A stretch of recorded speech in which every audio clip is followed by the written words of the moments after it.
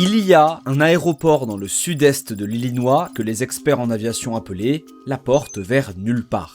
L'aéroport Mid-America St. Louis de Belleville, une ville d'environ 40 000 habitants qui est à une trentaine de kilomètres du centre de Saint-Louis. Durant des années, l'établissement a été un sujet de moquerie. Un investissement de plusieurs millions de dollars d'argent public, aucun trafic commercial. Le terminal restait vide, les pistes prenaient la poussière. Les politiciens étaient ridiculisés pour avoir financé ce qui semblait être un monument élaboré au gaspillage de l'argent public. Puis Allegiant Air est en 2025 ce même aéroport de 300 qui est un record. Une extension de la ligne ferroviaire Metrolink est en cours de construction pour le relier au réseau de transport en commun de la grande agglomération de Saint-Louis. La porte vers nulle part, c'est devenu une porte vers Las Vegas, Orlando et les plages de Floride. Ce n'était pas de la charité, c'était une stratégie. Allegiant n'a pas sauvé Mid-America par devoir civique. La compagnie a identifié quelque chose que les transporteurs historiques avaient totalement ignoré, des millions d'Américains vivant dans des petites et moyennes villes, rêvant désespérément de partir en vacances, mais n'avaient aucun moyen raisonnable. Les grandes compagnies aériennes ont bâti des empires autour des voyageurs d'affaires en correspondance dans d'immenses plateformes de connexion. Ce qu'a fait Allegiant, chose de différent, un empire dans les villes dont personne ne... L'histoire des origines d'Allegiant ne commence pas par un triomphe visionnaire. Cela commence même par un échec. La compagnie aérienne a été fondée en 1997 sous un nom différent, WestJet Express, basée à Fresno, en Californie, où elle a commencé ses opérations en 1998. Lors de la fin d'année 2000, l'entreprise avait déposé le bilan en vertu du chapitre 11. Les coûts du carburant écrasaient la compagnie. Son positionnement sur le marché était indéfini. La compagnie était à quelques mois de disparaître complètement. C'est alors que Maurice J. Gallagher Jr. est entré en scène.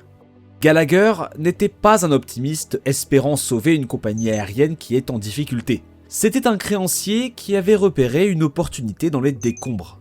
Cofondateur de ValueJet, il comprenait quelque chose que la plupart des refusaient d'accepter, le modèle traditionnel était fondamentalement inadapté pour la... Les compagnies historiques exploitaient des réseaux en étoiles, hub and spoke, faits pour les voyageurs d'affaires. Si vous viviez dans une petite ville loin de tout hub et que vous vouliez vous envoler pour Las Vegas, vous deviez un hub, soit prendre au moins 2 vols avec correspondance. Le processus était très coûteux, très épuisant, mais surtout chronophage. Gallagher a vu la brèche. Il a déplacé le siège social d'Allegiant à Las Vegas et a reconstruit l'ensemble de l'entreprise autour d'une thèse unique, réalisé la conception de la compagnie aérienne en plaçant les coûts au premier plan avant tout, puis trouver des marchés où personne d'autre ne veut se battre. Allegiant est sorti de la faillite fin 2001 et en mars 2002 avait des pour fournir des services de vol charter pour les casinos Harrah's. Ce partenariat a fourni une base de revenus stable pendant que Gallagher construisait méthodiquement quelque chose de sans précédent, une compagnie aérienne régulière ciblant spécifiquement les petites villes que les grandes compagnies ignorent. Pour comprendre l'avantage concurrentiel d'Allegiant, prenons l'exemple de Casey's General Stores. Casey's ne rivalise pas avec 7-Eleven dans les grandes zones métropolitaines. Mais au lieu de cela, l'enseigne domine les petites villes de moins de 20 000 habitants. Des communautés où Walmart et les grandes chaînes de supérettes refusent de s'implanter. Sur ces marchés, la marque devient la seule option pour le carburant et les produits de première nécessité. L'entreprise n'a pas besoin de proposer les prix les plus bas parce qu'il n'existe pas d'alternative. Elle a bâti un monopole grâce à une sélection stratégique de ses marchés. Allegiant a appliqué une logique identique à l'aviation. Là où Delta, United et American se livrent une guerre féroce pour les parts de marché à New York, Los Angeles et Chicago, Allegiant cible des aéroports comme Provo dans l'Utah et Belleville dans l'Illinois. La compagnie ne fait face pratiquement à aucune concurrence directe. Révèle l'efficacité de cette stratégie. Environ 80% des liaisons d'Allegiant ne subissent aucune concurrence directe en vol sans escale, selon la manière, ce n'est pas un hasard. C'est le modèle économique dans son intégralité. Les habitants des petites villes sont confrontés à un choix. Soit conduire pendant des heures jusqu'à un grand hub aéroportuaire et subir le chaos des vols avec correspondance, ou réserver directement auprès d'Allegiant et voyager en vol direct vers leur destination de vacances. Pour une famille de Belleville souhaitant se rendre à Orlando, le calcul est évident. Le fossé des marchés sous-desservis d'Allegiant crée un pouvoir de fixation des prix dont les compagnies aériennes traditionnelles ne peuvent que rêver. L'entreprise dépense nettement moins en publicité, tout simplement parce que les clients n'ont pas besoin d'être convaincus. Il n'existe aucune alternative pratique. L'économie traditionnelle du transport aérien exige de maximiser l'utilisation des appareils. Les nouveaux avions coûtent entre 40 et 100 millions de dollars. Pour justifier cette dépense, les compagnies volaient 10 à 10, générant des revenus de chaque minute d'exploitation possible. Allegiant a entièrement inversé cette logique. Durant des décennies, la compagnie a acheté des McDonnell Douglas MD-80 d'occasion pour aussi peu que quelques millions de dollars chacun, une fraction du prix d'un avion neuf. Avec des dépenses d'investissement aussi faibles, les appareils n'avaient pas besoin de voler en permanence pour générer des rendements. Cela a quelque chose de remarquable, une programmation basée sur la demande. Suivent des schémas prévisibles. Ils partent le jeudi ou le vendredi pour des escapades de week-end, lundi. Les mardis et mercredis sont des zones mortes. Les compagnies traditionnelles assurent quand même ces vols en milieu de semaine parce que leurs appareils très coûteux doivent rester en l'air. Allegiant gare tout simplement ses avions. Lorsque personne ne veut, la flotte reste au sol. Lorsque la demande devient très conséquente pour les escapades du week-end à Las Vegas, chaque appareil fonctionne. Ce modèle de capacité flexible aligne la génération de revenus. La compagnie ne fait jamais voler des avions à moitié vides, simplement pour les équipements. La réputation de réduction des coûts d'Allegiant s'est heurtée à la perception du public en avril 2018, lorsque l'émission 60 minutes de CBS a diffusé une enquête les qualifiant de compagnie aérienne peut-être la plus dangereuse d'Amérique. Le reportage citait des documents publics faisant état de plus de 100 incidents mécaniques graves entre janvier 2016 et octobre 2017, incluant des pannes de moteurs en vol et des décollages avant. Mais que les avions d'Allegiant avaient 3,5 fois plus de risques de subir des pannes en vol que ceux des autres grandes compagnies.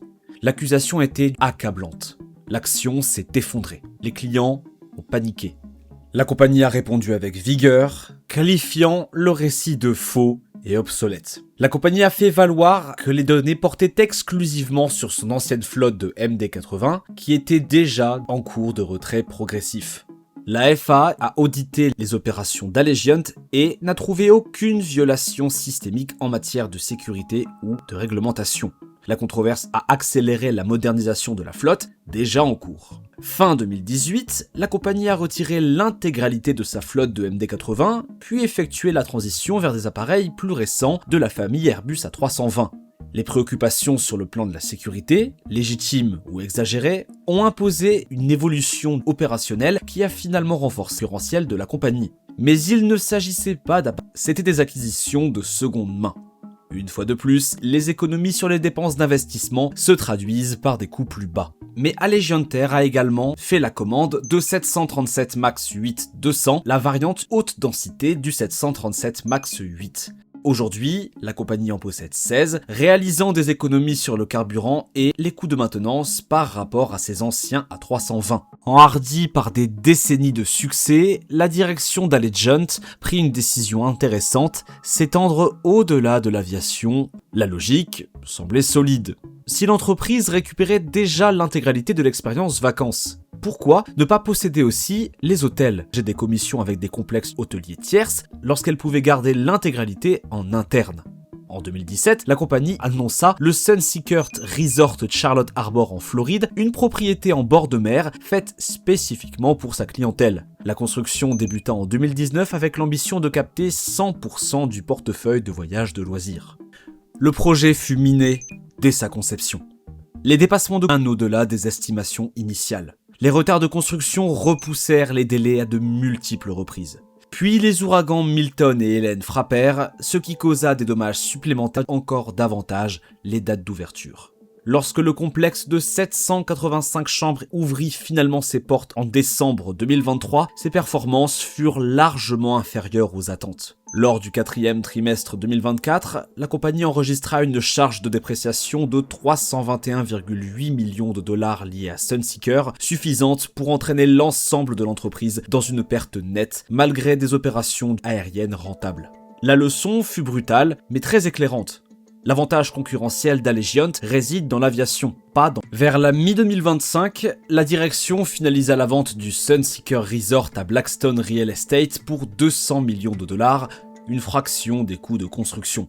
La cession représenta à la fois une perte financière significative et un retour stratégique aux fondamentaux. En janvier 2026, Allegiant a annoncé sa décision la plus ambitieuse à ce jour, une acquisition de Sun Country Airlines pour 1,5 milliard de dollars. Pourquoi acquérir une autre compagnie aérienne et compliquer le modèle ? Sun Country opère depuis Minneapolis-Saint Paul, un marché qu'Allegiant touche à peine. La compagnie assure des opérations d'affrètement et maintient Amazon.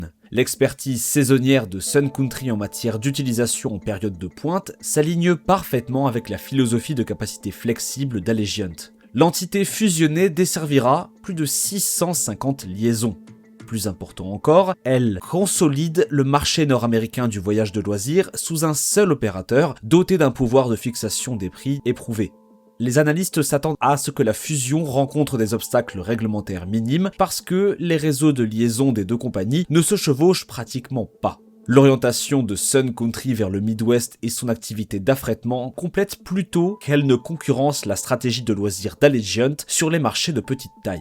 L'opération représente l'évolution naturelle de la thèse de l'avantage concurrentiel d'Allegiant. Si dominer les marchés mal desservis fonctionne, pourquoi ne pas en dominer davantage ? Voici où l'histoire d'Allegiant devient véritablement remarquable.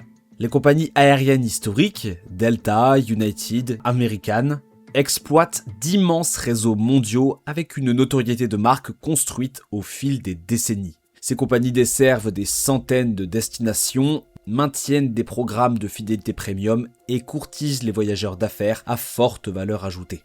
La compagnie avait l'habitude de faire voler des avions d'occasion vers des aéroports secondaires dans des villes que la plupart des Américains seraient incapables de situer sur une carte. Pourtant, l'action d'Allegiant a régulièrement surperformé celle des compagnies historiques. Les raisons sont structurelles. Les compagnies historiques font face à une concurrence féroce sur leurs itinéraires les plus rentables. La ligne New York-Londres voit de multiples départs quotidiens d'American, United, Delta, British Airways, Virgin Atlantic, voire d'autres encore, toutes se battant pour les mêmes passagers. Allegiant fait face à la concurrence sur environ 15 à 20% de ses liaisons. Lorsque les coûts du carburant flambent, les compagnies historiques encaissent le choc parce que la concurrence les empêche de répercuter les coûts sur les clients. Allegiant monte ses prix parce que les clients n'ont pas d'alternative. Lorsque les ralentissements économiques frappent, les voyages d'affaires s'effondrent et les compagnies historiques en souffrent. Les voyages de loisirs vers des destinations nationales se redressent plus rapidement et la clientèle d'Allegiant, des familles qui économisent pour leurs vacances annuelles, se révèle remarquablement résiliente. L'industrie aérienne fonctionne avec des marges extrêmement minces parce que la concurrence détruit le pouvoir de fixation des prix. Lorsque 3 compagnies desservent la même route, les clients comparent les offres sans pitié. L'option raisonnable la moins chère l'emporte. Allegiant a éliminé cette dynamique en desservant des routes où elle est la seule option. Considérez les mécanismes. Une famille à Provo, dans l'Utah, veut se rendre à Phoenix. Cette famille pourrait conduire 45 minutes jusqu'à l'aéroport international de Salt Lake City, puis réservé via Delta. Salt Lake, c'est un hub forteresse de Delta. Mais cela ajoute de la complexité, du temps, mais surtout où elle pourrait se rendre à son aéroport local, puis prendre un vol direct avec Allegiant. Privilégie la commodité plutôt que l'optimisation des prix, Allegiant l'emporte automatiquement. Et vu que c'est la seule compagnie qui offre cette commodité, cela lui permet de contrôler toute la tarification. Ce n'est cependant pas une tarification prédatrice, c'est de l'efficience de marché. La compagnie a identifié une demande que les compagnies traditionnelles considéraient comme trop faible de manière rentable, puis a construit son modèle opérationnel capable de la satisfaire. Le génie réside dans la reconnaissance que trop faible est relatif. Une route qui ne peut pas subsidier d'une grande compagnie peut tout à fait supporter un service bi-hebdomadaire d'une compagnie aérienne avec des coûts plus bas et des horaires flexibles. La trajectoire d'Allegiant révèle quelque chose de dérangeant au sujet de l'industrie aérienne. Le modèle traditionnel sert les actionnaires et les voyageurs d'affaires tout en ignorant tous les autres. Les optimisent sur les lignes à forte marge, les cabines premium et les contrats d'entreprise. Ces compagnies construisent des hubs dans les grandes villes parce que c'est là que l'argent. L'Amérique des petits marchés, elle, se retrouve avec des vols en correspondance, des escales et des désagréments. Allegiant a optimisé son offre pour les clients dont personne ne voulait. L'Empire, bâti dans des villes dont personne ne voulait, s'avère desservir des millions de personnes que l'industrie avait oubliées. Les compagnies historiques pourraient pénétrer ces marchés. Rien n'empêche Delta de lancer une ligne Provo-Phoenix. Mais les aspects économiques ne fonctionnent pas avec sa structure. Son modèle économique nécessite un service à haute fréquence vers les grands hubs. Allegiant a construit quelque chose de différent. Un système conçu de A à Z pour des marchés que tous les autres avaient ignorés. Et ce système, en dépit de toutes les prédictions contraires, continue de croître.